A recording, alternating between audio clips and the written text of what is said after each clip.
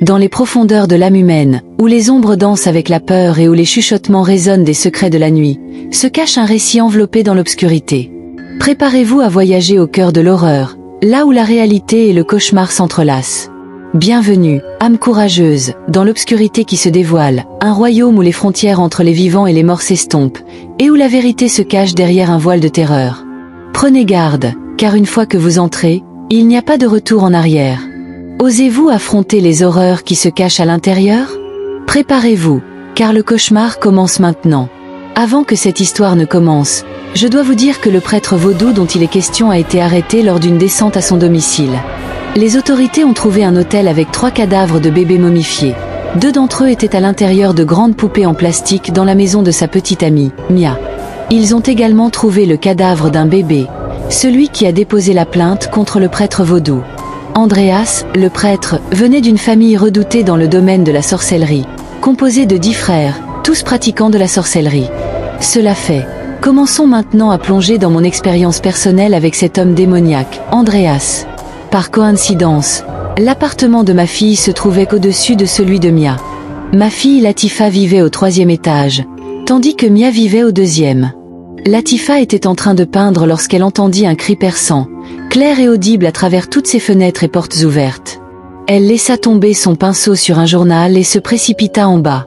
En arrivant, elle aperçut la fille de Fabiola Mira, la mère de Mia, dehors, en train de pleurer et fixant l'entrée de l'appartement avec un regard choqué. Fabiola ne cessait de crier et était inconsolable. Alors Latifa la gifla pour la réveiller, et courut dans l'appartement pour voir ce qui se passait. Quand elle ouvrit la porte et se tenait dans le hall, elle vit Fabiola, la mère morte sur le canapé. Plus tard, je lui ai demandé pourquoi elle était entrée. Latifa répondit, « Je voulais vérifier son pouls, mais plus je m'approchais d'elle, plus il m'était difficile de le faire. C'était comme si quelque chose m'en empêchait. » Soudainement, elle ressentit un coup dans le ventre, comme si quelqu'un l'avait frappée avec une force incroyable. Latifa s'est alors reculée et emmena Fabiola chez les voisins pour appeler la police. Car ma fille n'avait pas de téléphone, elle venait juste de déménager. Latifa informa les voisins que Fabiola venait de découvrir sa mère morte dans son appartement et leur demanda d'appeler la police. Dans sa hystérie, Fabiola confia également, entre 2 sanglots, qu'elle était sûre qu'Andreas, le petit ami de sa mère, était celui qui l'avait tuée. Elle ajouta qu'Andreas l'avait violée. Fabiola conseilla alors à Latifa de signaler immédiatement cet homme à la police, mais elle n'en avait pas le courage, car elle était terrifiée par lui. Finalement, après une pression de ma fille, le rapport fut déposé, menant à l'arrestation d'Andreas, et les cadavres de bébés furent retrouvés chez lui, ainsi que plus tard dans l'appartement de Fabiola. Après avoir déposé sa plainte, Fabiola fut recueillie par sa sœur, Mia, qui était financièrement aisée, étant veuve et bien dotée par son défunt mari. Mais Andreas avait pris tout son argent, et Mia s'apprêtait à le signaler avant sa mort. Une semaine après la découverte du cadavre de Mia, 3 des frères d'Andreas se rendirent chez ma fille. Il faut préciser qu'un de ses frères avait un enfant avec ma sœur. Ma fille pensait que ce frère était le père de l'enfant de sa sœur, car certains des frères se ressemblaient beaucoup. Elle ouvrit donc gentiment la porte pour les laisser entrer.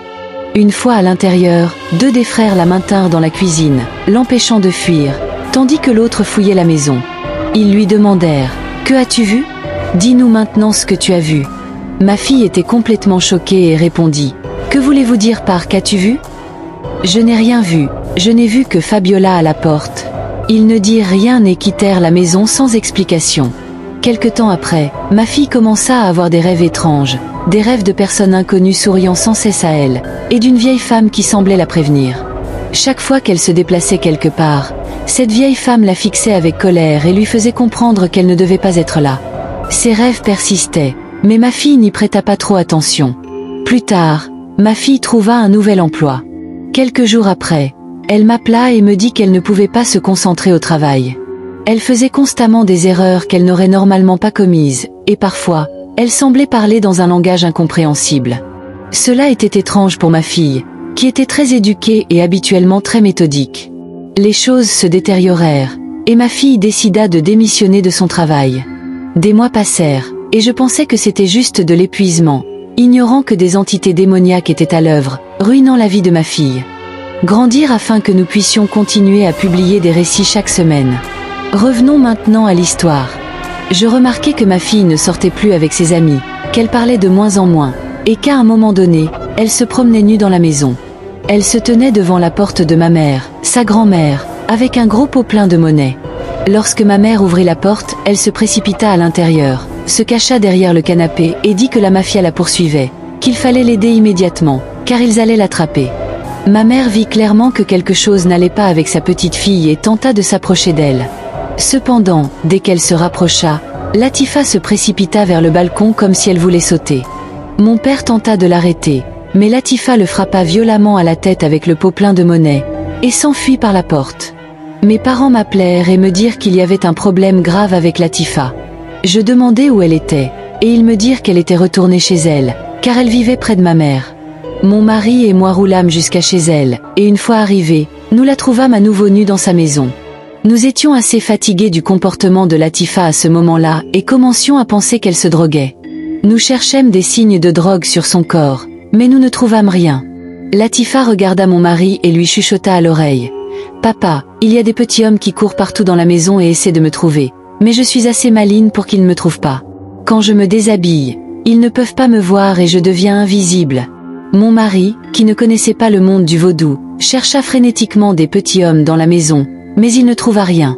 Bien sûr, nous décidâmes d'appeler le petit ami de ma fille et lui demandâmes combien de temps cela durait. Il nous répondit qu'elle agissait ainsi depuis plusieurs semaines, et nous étions très en colère parce que nous ne comprenions pas pourquoi il n'avait pas pensé à appeler ses parents s'il voyait qu'elle allait aussi mal. Il n'était pas normal que quelqu'un marche constamment nu dans la maison en parlant de manière absurde. Nous décidâmes de ramener Latifa chez nous, mais les choses prirent un tournant radicalement mauvais. Une fois chez nous, elle dit qu'elle était fatiguée et voulait dormir. Nous n'avions pas préparé de chambre, car nous ne nous attendions pas à la ramener. Latifa décida alors de s'allonger sur le canapé et s'endormit. Mon mari et moi étions choqués par ce que nous venions de vivre, et nous en discutâmes dans la cuisine. C'était vers minuit lorsque Latifa se leva soudainement et courut dehors.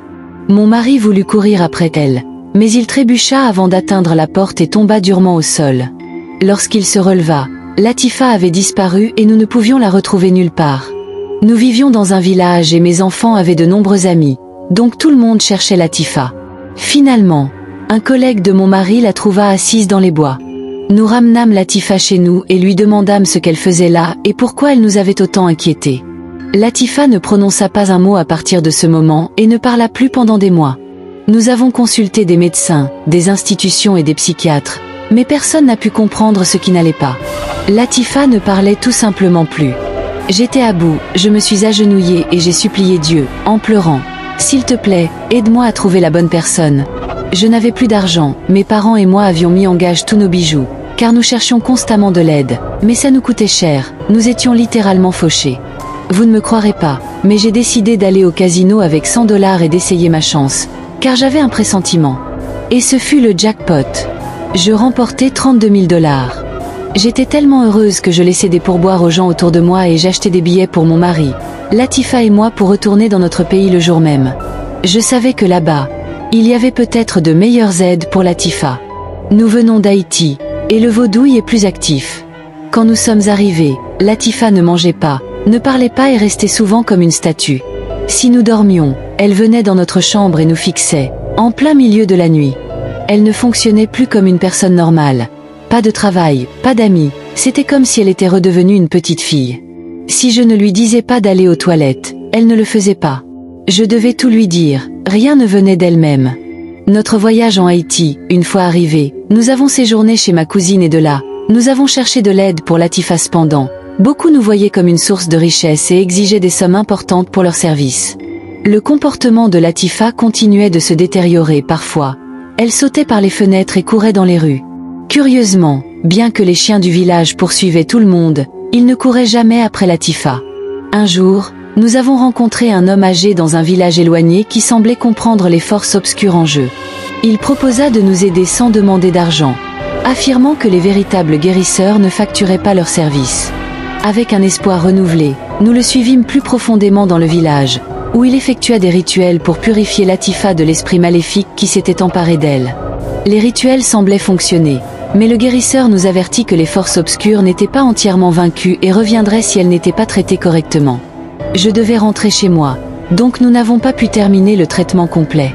Comme le guérisseur l'avait prédit, à notre retour à la maison, l'état de Latifa se détériora à nouveau, et le cauchemar reprit. Nous avons finalement réalisé que la magie noire d'Andreas s'était profondément enracinée dans le destin de notre famille, et que la seule façon de se libérer était d'affronter les forces qui nous tenaient captifs, des forces liées à notre passé, à nos ancêtres et aux prêtres vaudous qui avaient tout commencé. Mais cela est une histoire pour une autre fois.